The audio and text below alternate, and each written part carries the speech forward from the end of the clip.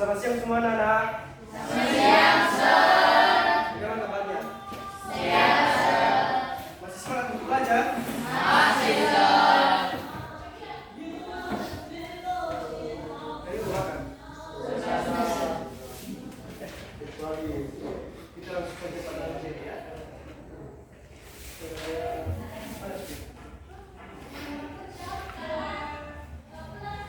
Oke, pembahasan kita pada hari ini itu bangunan tentang bersama.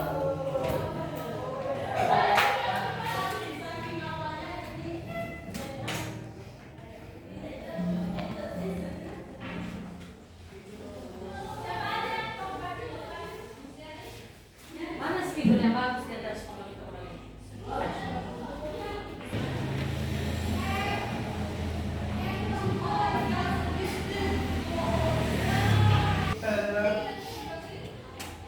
Di sini kita juga sama dan anak-anak semua ada yang tahu tentang kerjasama dan gotong royong?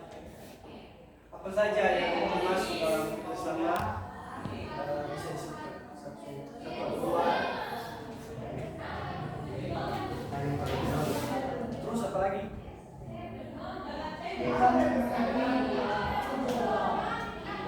Kemudian tujuan kerjasama ini itu apa? Ya, salah satu. Oke, tujuan kerjasama ini merupakan yaitu untuk apa itu untuk mencapai suatu tujuan yang dilakukan ya kerjasama. Mengapa dilakukan kerjasama? Agar sesuatu yang dikerjakan tersebut dapat dilaksanakan dengan baik dengan saling membantu dan saling mengerjakan apa yang harus dilakukan agar tercapai suatu kerjasama. Kemudian gotong royong. Di sini sering melakukan gotong royong. Apa saja contohnya gotong royong?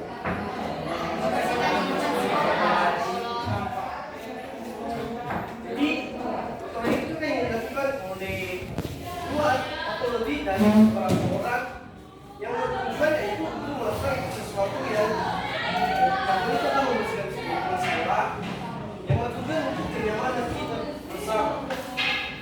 Jadi dalam lingkup ini kerjasama ini mengandung arti yang lebih luas.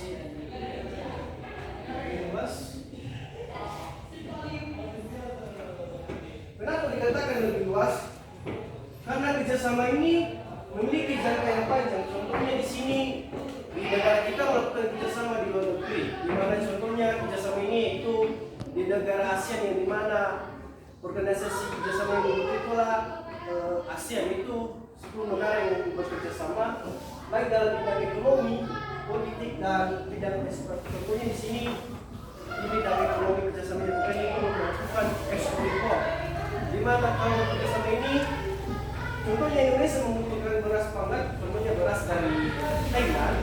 Jadi mereka melakukan kerjasama atau Indonesia membeli barang dari Thailand. Jadi kalau Thailand membutuhkan sesuatu dari Indonesia mengimpor ke Thailand.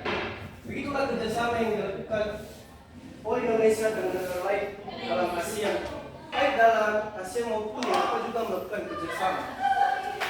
Kemudian untuk ini juga ini terbatas. Kenapa terbatas? Karena jangkanya pendek. Di mana contohnya dalam lingkungan sekolah ini, contohnya paket saya mengumumkan kepada anak-anak semua, khususnya di kelas 7 bahwa nanti setelah habis lesson ini siswa bergotong royong untuk membersihkan sekolah.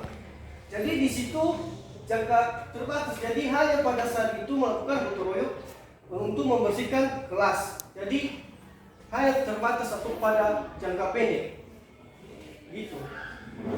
Itulah pengertian dari kerjasama dan gotong royong. Di mana kerjasama itu pengertian yang luas, di mana kerjasama ini yang dilakukan oleh satu atau dua orang yang bersama-sama dalam yang dan memiliki tujuan sama untuk mencapai hasil yang sama. Kemudian gotong royong itu adalah yang terbatas di mana pada waktu yang terbatas itu melakukan gotong royong. Contohnya di sini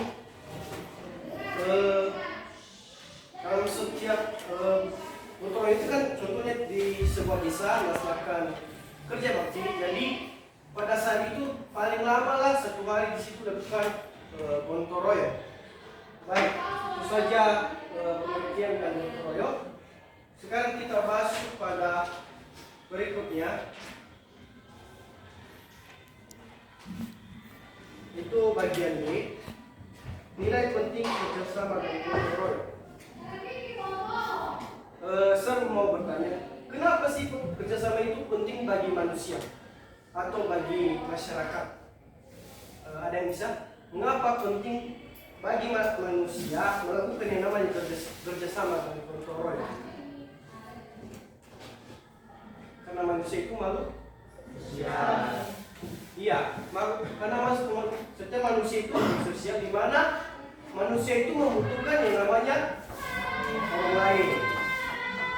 Jadi manusia ini tidak bisa hidup sendiri. Contohnya di sini, yang seorang ini mengalami kecelakaan atau mengalami, contohnya di sini, contohnya bencana alam, kan contohnya di rumahnya terjadi longsor. Jadi karena adanya kerjasama dari tetangga di situ, mereka bekerjasama gotong royong untuk memenangi bencana alam tersebut. Jadi makanya dalam setiap masyarakat yang sangat penting yang namanya kerjasama dan gotong royong.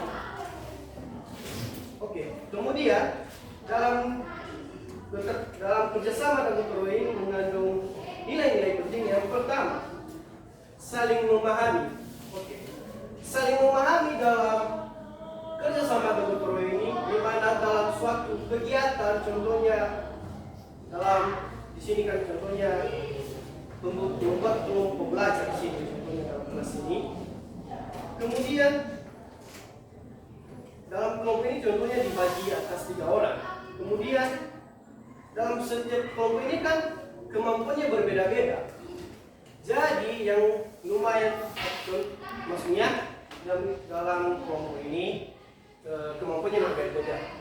Yang mampu dalam memahami, jadi dia memahami juga yang kurang mampu. Jadi dia memahami, dia tidak ada rasa egoisnya dalam suatu kelompok tersebut, agar dalam melakukan kerjasama dalam kelompok itu tidak ada keegoisan atau menang sendiri dalam kelompok tersebut, agar nanti suatu tugas yang diberikan oleh guru akan terselesaikan dengan mereka bersama dan saling memahami tentang kekurangan masing-masing.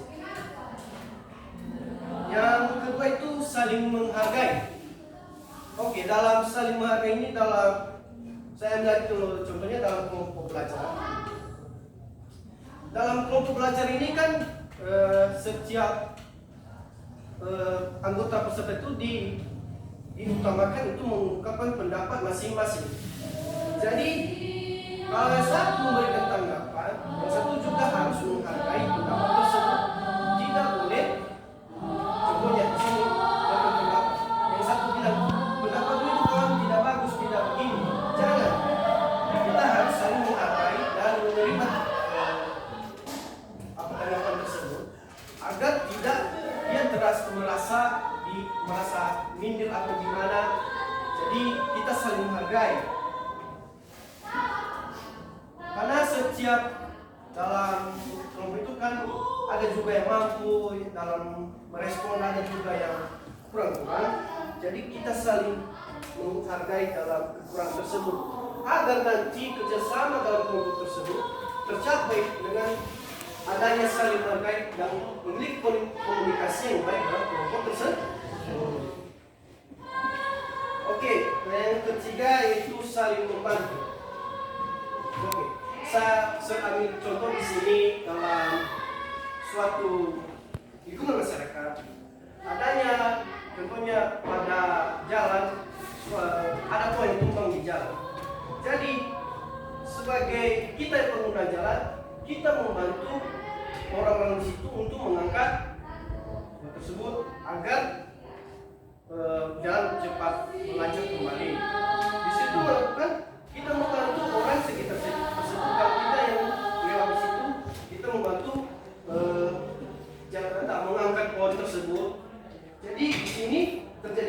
bekerjasama untuk mengangkat kelompok tersebut dan saling dan gotong royong dalam mengangkat tersebut. Jadi dalam mengangkat itu mau saling berdoa sama baik agar perjalanan suatu. Saya ambil contoh lagi dalam kelompok belajar. Dalam kelompok belajar ini pasti dalam setiap kelompok itu memiliki kelebihan dan kekurangan dalam setiap siswa. Saya contohnya bisa memberikan tugas kepada kelompok tersebut, di mana kelompok itu memberikan contohnya mengetik sebuah makalah, di mana dalam kelompok tersebut ada yang pintar mengetik, ada juga yang pintar dalam mencari materi, dan ada juga yang tidak bisa dalam contohnya tidak mengetik juga. Di sini siswa yang pandai mengetik memberikan atau mengajari yang tidak dapat mengetik tersebut, agar kekurangan yang dalam kelompok itu tidak tampak pada kelompok lain, maksudnya dapat tertutup supaya kelompok itu bisa melakukan kerjasama yang baik dan melakukan hasil yang baik dalam pembuatan makalah tersebut. Yang kelima itu saling menguatkan kebersamaan. Oke, saya ambil contoh lagi di sini menguatkan kebersamaan ini. Dalam suatu kebersamaan ini, satu kelas ini kan contohnya ada contoh teman kalian semalam, contohnya ada duka. Jadi kalian juga sebagai teman di sini memiliki kebersamaan. Jadi kalian datang ke rumah jenguk atau lagi sakit contohnya. Jadi kebersamaan itu kalian menguatkan kebersamaan kalian bahwa kalian itu kompak dalam suatu kelas, dalam proses pembelajaran baik di dalam sekolah maupun di sekolah, tetap memiliki nilai kebersamaan. Oke, itu dulu penjelasan dari seorang teacher. Jika ada yang masih kurang mengerti dari penjelasan saya, bisa